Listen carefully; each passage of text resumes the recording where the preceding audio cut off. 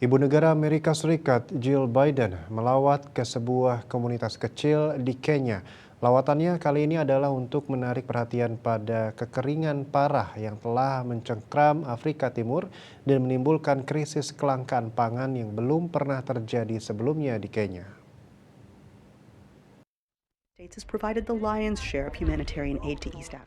Amerika telah memberikan bagian terbesar dari bantuan kemanusiaan ke Afrika Timur setelah tidak turunnya hujan selama 3 tahun berturut-turut yang menyebabkan krisis kelaparan yang belum pernah terjadi sebelumnya dari Somalia hingga ke desa Masai di Kenya, 3 jam dari ibu kota Nairobi.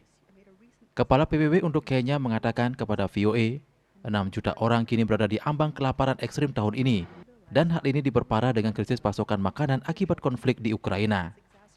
Usai mengunjungi desa Masai yang mengalami kekeringan terparah dalam 7 generasi, Jill Biden mengatakan Amerika tidak dapat berjalan sendiri. Ditambahkannya, Amerika menyediakan 70% anggaran uang yang masuk ke wilayah tersebut. Jill Biden juga menekankan pentingnya negara lain bergabung dalam upaya global untuk membantu orang-orang di kawasan tersebut. Iringan mobil yang membawa ibu negara dengan mobil berukuran besar melewati desa-desa dengan sapi yang kurus, dasar sungai yang mengering, dan gereja yang penuh sesak pada Minggu pagi yang cerah dan panas. Gereja ini berfungsi sebagai pusat bantuan kemanusiaan.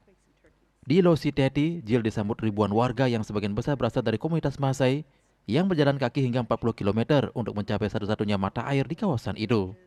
Sejumlah penduduk bernyanyi dan menari sambil memberikan Jill sebuah suka atau jubah tradisional berwarna merah yang dikenakan para penggembala yang terkenal karena kepiawaian mereka sebagai pejuang dan pemburu.